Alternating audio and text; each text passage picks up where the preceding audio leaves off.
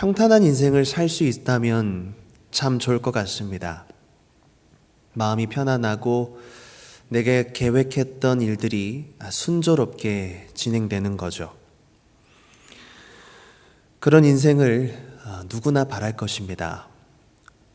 부모의 바람은 그의 자녀들이 평탄한 인생길을 걸어가는 것일 겁니다. 재산을 물려주고 또 우리 자녀들이 좋은 교육을 받게 하는 것도 자녀가 원하는 걸 충분히 제공해 주고 싶은 것도 이 부모의 마음입니다. 자녀가 이것들을 통해서 평탄한 길을 걸어가기를 바라는 부모의 마음이라는 거예요. 하지만 우리가 살아가는 인생은요, 우리와 생각했던 것, 또 우리의 바람대로는 잘 흘러가지가 않죠. 우리가 잘 알다시피 우리가 살아가는 이 인생은 구부러져 있고 어긋나져 있습니다. 사랑도 추억도 관계도 나의 꿈도 그런 암담한 현실 속에서 자꾸만 반대로 흘러가는 것 같아서 우리의 마음은 자주 낙심하고 좌절합니다. 만약 우리가 살아가는 인생에 고통이 있다라는 것을 누군가가 말해줬더라면 참 좋았을 텐데 마냥 괜찮은 듯 우리는 침묵하며 살아갈 때가 많습니다. 모든 사람은 하나님을 떠난 죄악된 세상 중에서 살아가고 있다고, 그래서 하나님 나라에 들어가는 그 순간까지 우리는 인내하는 법을 배워야 한다고 누군가가 여러분에게 말해준다면 우리가 걸어가야만 하는 그 좁은 길이 불편하더라도 견눌질 하지는 않을 것입니다. 오늘 우리가 함께 읽은 본문의 내용이 이와 같습니다. 아버지는 아들에게 평탄한 길을 걷는 지혜를 가르칩니다. 이 지혜를 자세히 주의하여 듣는 자녀들은 아버지를 공경하는 자고 또 그로 인해서 생명과 평강을 얻을 것입니다. 성경이 약속하고 있는 평탄한 길이 오늘 본문에 등장하고 있습니다. 여러분, 우리도 본래 부모님의 자녀였지 않습니까? 완전한 부모가 세상에 어디 있겠습니까? 모두가 부모 역할이라는 걸 처음 해보는 거잖아요. 모든 부모님의 불완전함과 같이 우리들도 우리의 자녀들에게 똑같이 불완전한 부모일 것입니다. 그러나 우리를 지으신 완전하신 창조주 하나님은 실수가 없으십니다. 하나님은 우리를 지으셨고 우리의 모든 필요를 아십니다. 우리의 머리카락까지 세신 바 되신 하나님이십니다. 아버지 하나님은 우리의 영혼과 생명을 붙들고 계시고 우리의 마음을 들여다보고 계시는 분이십니다. 아버지 하나님은 우리가 예배드리는 저와 여러분이 평탄한 길을 걷기를 누구보다도 원하고 계신다라는 겁니다. 오늘 말씀을 통해 하나님께서 그분의 자녀들에게 예비하신 평탄한 길을 발견할 수 있는 은혜가 있기를 원합니다. 우리가 평탄한 길을 걷기도 전에 마주쳐야 하는 현실은 죄악된 세상입니다. 우리가 원하든 원하지 않든 우리 인생에는 자주 고통과 고난이 찾아옵니다. 그래서 사람들은 저마다 그들의 인생에 찾아오는 고통을 대하는 것도 또 그 고통을 해석하는 방법도 정말 다양합니다. 신들에게 복종하지 않아서 그런 거야. 당신이 전생에 잘못 산 업보 때문에 지금 이런 일이 일어나는 거야. 네가 욕심이 너무 많아서 그래. 욕망을 조금 비워내봐. 불교는 그냥 정해진 운명을 받아들여야 한다고 말합니다. 문제는 현실이 아니라 내 마음에서 일어나는 일이기 때문에 불교의 가르침은요, 현실을 부정하도록 하게 만드는 거죠. 왜 내게 암이 생겼을까? 왜 집이 무너지도록 지진이 난 걸까? 저희 어머니도 파킨슨 치매가 걸렸었거든요. 걷지를 못하시는 그 모습을 보면서 왜 하필 나의 어머니에게 이런 질병이 찾아온 것일까? 라는 질문에 대해 사람들은 이건 자연히 살아가다 보면은 발생하는 일이야. 이 세상은 우리가 고통스러워도 우리에게 전혀 신경 쓰지 않아. 그저 우연히 발생하는 의미 없는 사고일 뿐이야. 라고 말하고 또 누구는 그런 고통들을 불행이라는 이름의 딸꾹질 정도라고 말하기도 하죠. 이렇게 지난 세기 사람들은요, 반복되는 고통, 이해할 수 없는 고난을 겪으면서 그것들을 대처할 방법들을 찾으려 애썼습니다. 고통의 문제를 적절히 다뤄줄 수 있는 심리치료 전문가의 도움을 구하기도 했습니다. 또는 내 인생의 걸림돌이라고 여겨지는 것들을 찾아서 직접 내 손으로 그것들을 제거하는 방법도 있습니다. 부처는 고통이 집착해서 찾아오는 것이기 때문에 마음을 내려놓고 이 세상 무엇도 지나치게 사랑하지 말아라 라고 말하기도 했죠. 그렇다면 고통을 대하는 기독교의 입장은 무엇일까요? 성경은요, 인생에 찾아오는 고통과 고난을 허용하고 있고 도리어 그 고통을 장려하고 있습니다. 성경에는 그런 이야기가 주요합니다. 요셉의 고난 이야기, 예레미야의 53년 동안의 눈물겨운 사역에도 불구하고 남유다는 멸망하고 포로로 끌려갔죠. 우리 예수님은 어떠십니까? 겟세마네 동산에서 내 마음이 심히 고민하여 죽게 되었다고 호소하셨습니다. 우리는 고통의 때에 나의 원대로 마시옵고 아버지의 뜻대로 하옵소서라고 하신 예수님의 고백을 기억할 수 있어야 합니다. 기독교에서 고난은 우리를 거룩한 성품으로 열매 맺게 하는 장치요, 그리고 십자가의 관점에서 비춰보면 징벌이 아닌 정화입니다.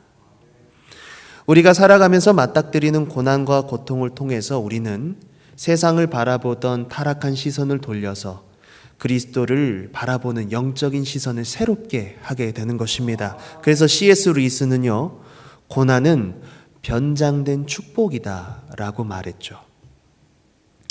이런 사실을 앞에서도 우리는 막상 고난이 찾아오면 마음이 무척이나 고통을 겪습니다.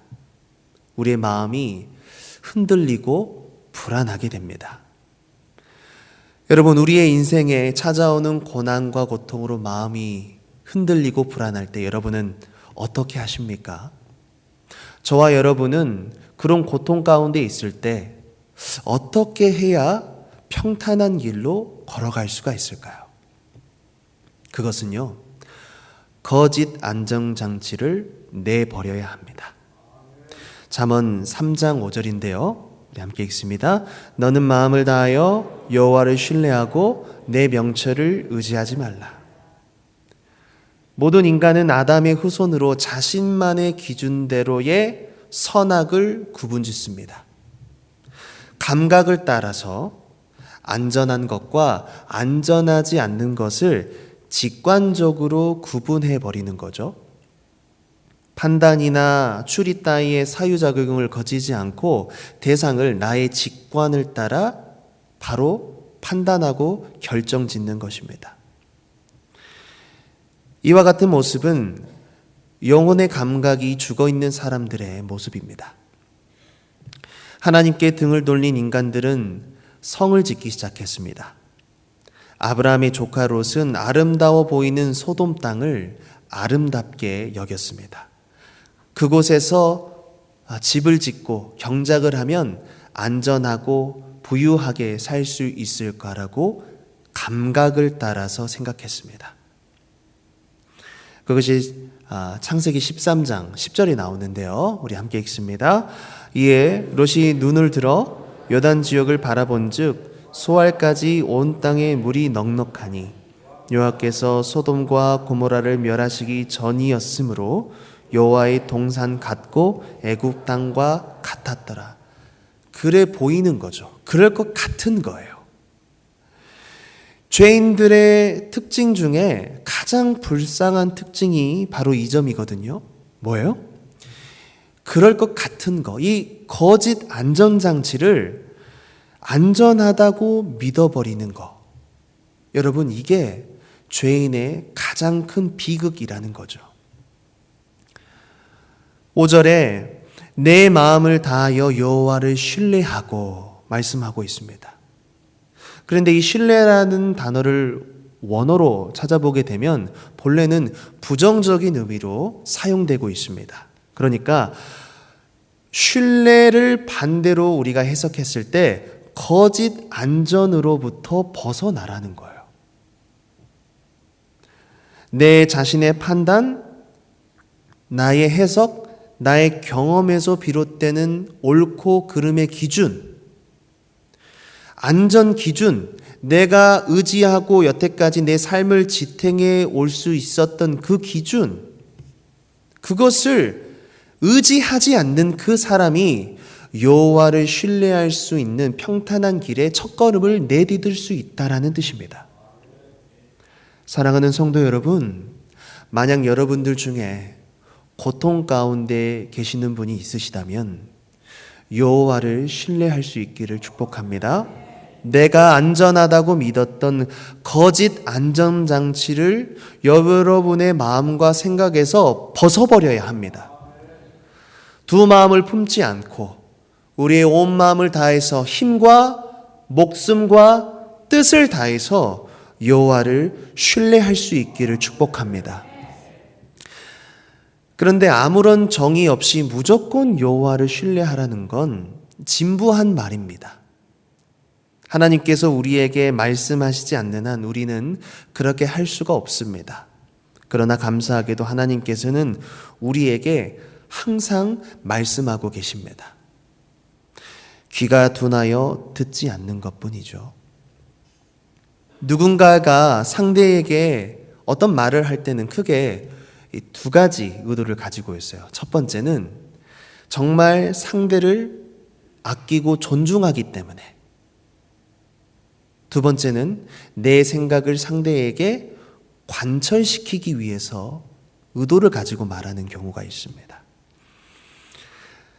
우리 좋으신 아버지 하나님은 저와 여러분을 긍휼히 여기시는 분이신 줄 믿습니다. 우리를 죄와 고통 가운데 홀로 내버려 두지 않으시려고 여전히 말씀하시는 선하신 하나님이십니다. 그러므로 하나님의 약속을 들을 수 있다는 것, 더 나아가 그 하나님의 약속을 내 마음에 새기고 내가 확신하며 아멘할 수 있다는 것, 정말 귀하고 복된 일입니다. 완악하고 교만하면 틀리지 않아요. 그분의 말씀이 내 귀에 들린다는 것, 이것이 하나님의 풍성한 은혜의 선물이라는 거예요. 여러분의 거짓 안전장치는 무엇입니까? 하나님보다 안전하다고 여기는 것들은 여러분 무엇입니까? 여호와 하나님만이 우리를 보호하실 수 있는 분이십니다. 우리의 안전은 오직 그분께 달려 있습니다. 아무리 위험하고 다급한 상황일지라도 여호와를 의지하면 우리는 안심할 수 있습니다. 지금의 나의 상황이 폭풍우가 몰아치는 칠흑 같은 어둠이라고 할지라도 하나님의 음성에 귀를 기울인다면 파도가 잠잠해지듯이 우리의 마음이 평안하게 될 줄로 믿습니다. 여호와를 신뢰하는 데 가장 큰 방해꾼이 있습니다. 나의 명철입니다. understanding. 여호와 반대되는 단어로 오늘 본문 5절에 명철이 등장하고 있는 것입니다. 보통 명철은 해석을 위한 통찰력을 뜻합니다. 상황과 사물과 대상을 바라보고 이해하는 능력. 하지만 하나님에 대한 신뢰가 빠진 명철이라면 아무리 석사 박사라고 할지라도 건강한 정신적 기능을 할 수가 없습니다. 그것은 부러진 목발에 의지하는 것과 같죠. 나의 명철을 의지하지 말라. 다른 말로 바꿔보면 뭐예요? 부러진 목발에 의지하라 입니다. 여러분 그렇게 하시겠습니까? 망망대해를 항해해본 1급 항해사라도 그 광활한 바다를 다 볼 수 없듯이 자신의 명철을 의지하는 그 사람은요, 부러진 목발을 의지하는 미련한 사람이라는 거예요. 여러분, 성도는 하나님께 헌신된 자들입니다. 하나님의 뜻과 의지를 벗어나는 선택이 내 앞에 놓여 있다면 내 영혼을 향하여 우리는 이와 같은 믿음의 고백을 외쳐야 합니다. 그 고백을 한번 우리 함께 해보겠습니다. 나는 하나님께 온전히 드려진 예배자다. 나의 선택은 주의 말씀에 근거한다. 하나님의 말씀에서 벗어난 선택은 안전하지도 않고 합리적이지도 않다.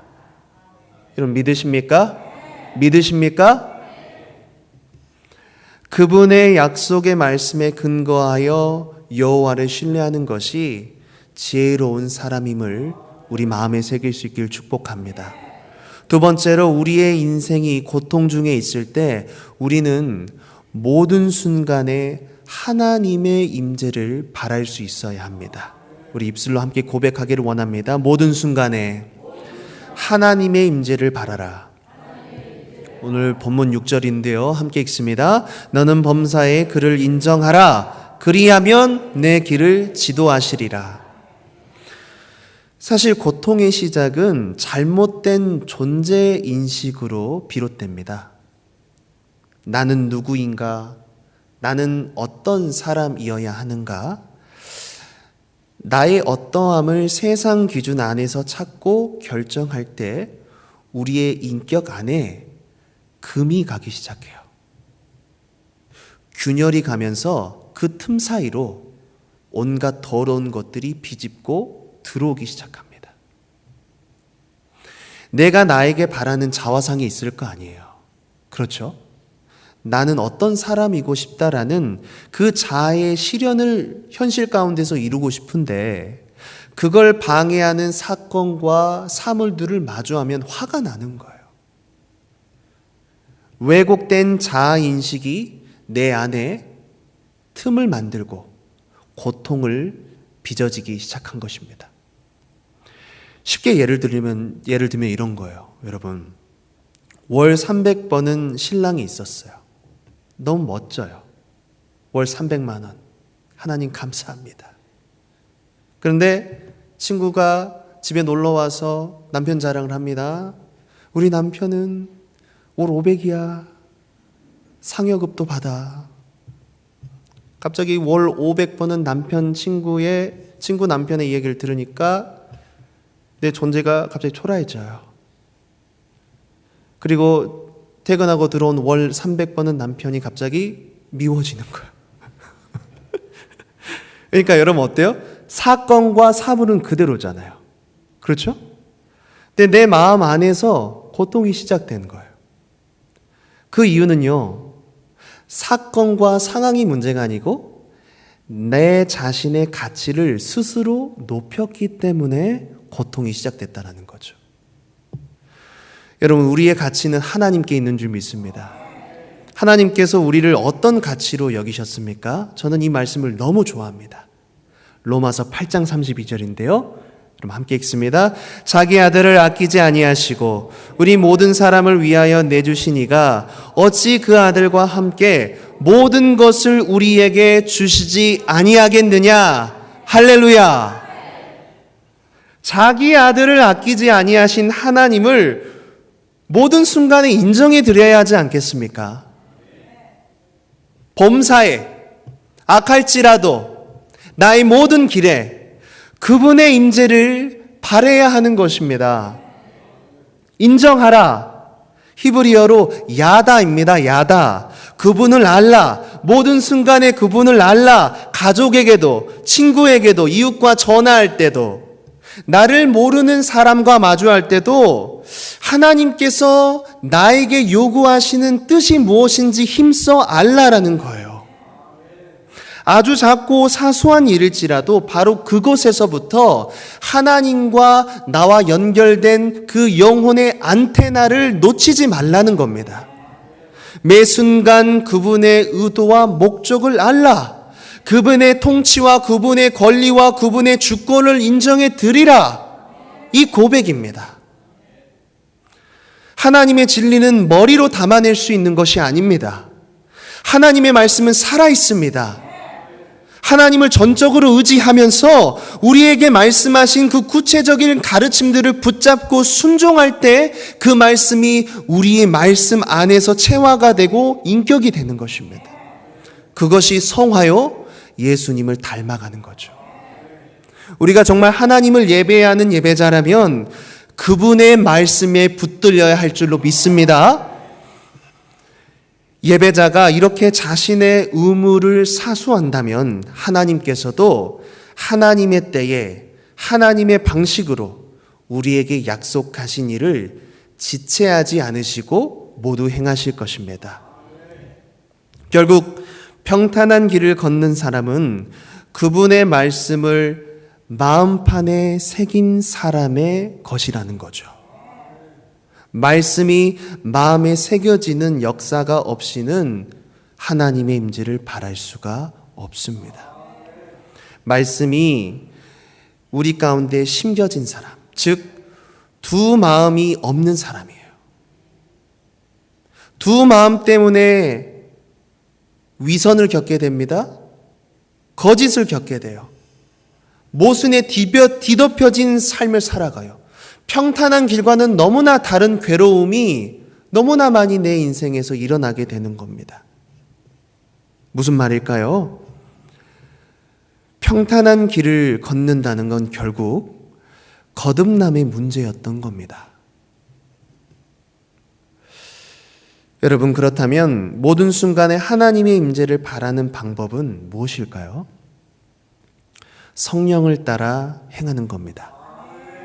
갈라디아서 5장 16절인데요. 함께 읽습니다. 내가 이르노니 너희는 성령을 따라 행하라. 그리하면 육체의 욕심을 이루지 아니하리라. 아멘.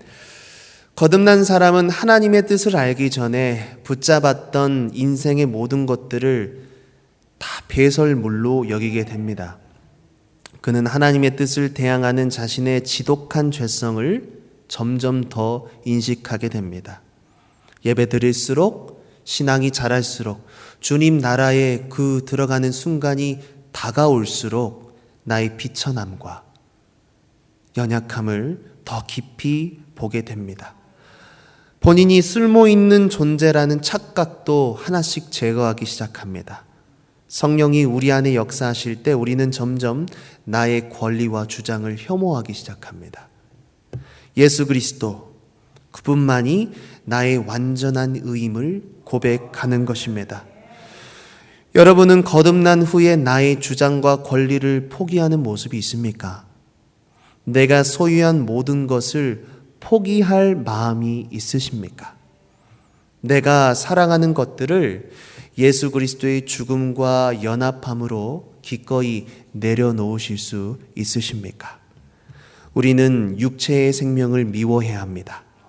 가장 큰 공포의 대상은 예수님께 대항하는 우리 마음의 교만입니다. 사람들의 눈 때문에서도 알면서도 사람들의 눈 때문에 순종하지 못하는 고집스러운 마음, 주저하는 마음, 이런 것들이 여전히 우리 안에 예수님을 대항하도록 만드는 것입니다.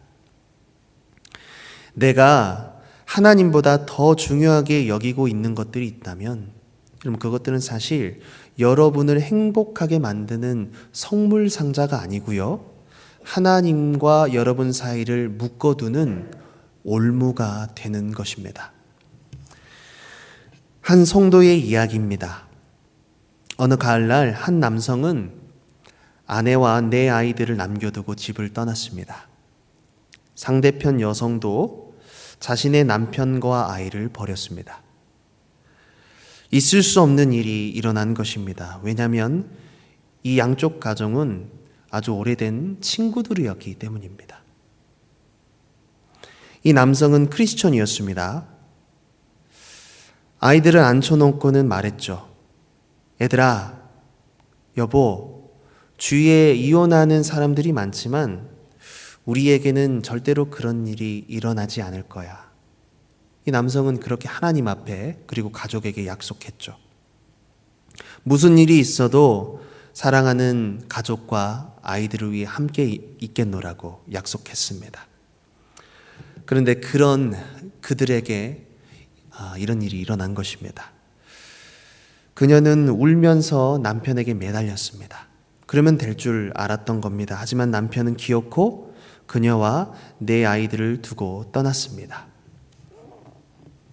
엄마, 아빠가 출장을 떠나는 거예요? 그러면 언제 돌아와요?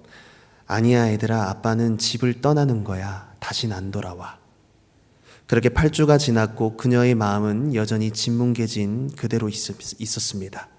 기도할 때마다 하나님, 이것이 정말 주님의 뜻입니까? 되묻곤 했죠. 4달이 지나고 하나님은 치유의 손길로 그녀에게 다가오셨습니다. 그녀가 전혀 생각하지 못한 방식으로 그녀의 마음을 만지셨는데요. 이 여자는 정의가 실현되는 모습을 보기를 원했지만 이런 일이 일어나는 것은 그녀의 몫이 아니었습니다. 그녀는 남편에 대해서 하나님께 기도하지 않고 이제는 남편을 위해서 기도하기 시작했습니다. 그녀는 남편의 마음이 치유되기를 간구하기 시작한 것입니다. 그리고 남편이 돌아오길 구했지만 자신에게로 돌아오는 것이 아니라 그 남편이 하나님께로 돌아오기를 위해서 기도하기 시작한 것입니다. 그녀는 자신의 삶에 지금껏 경험하지 못했던 살아계신 하나님의 역사를 직접 목격하기 시작했고 하나님께서 무슨 일을 하고 계시는지 고백하며 자신의 이야기를 마무리했습니다. 인생은 예수님과 함께 풀무불을 지나가는 것입니다. 우리가 뜨거운 풀무불 속을 거닐고 있을 때 예수님께서 찾아와 주신 것입니다. 그러므로 사랑하는 성도 여러분, 모든 순간에 하나님의 선하심을 믿으시기를 축복합니다. 나를 안전하게 해준다고 믿고 있었던 거짓 안전장치를 제거해버리고 모든 순간에 하나님의 임재를 바랄 때 고통 중에서 신음하던 우리의 영혼이 참된 안식과 평안을 얻게 될 것입니다.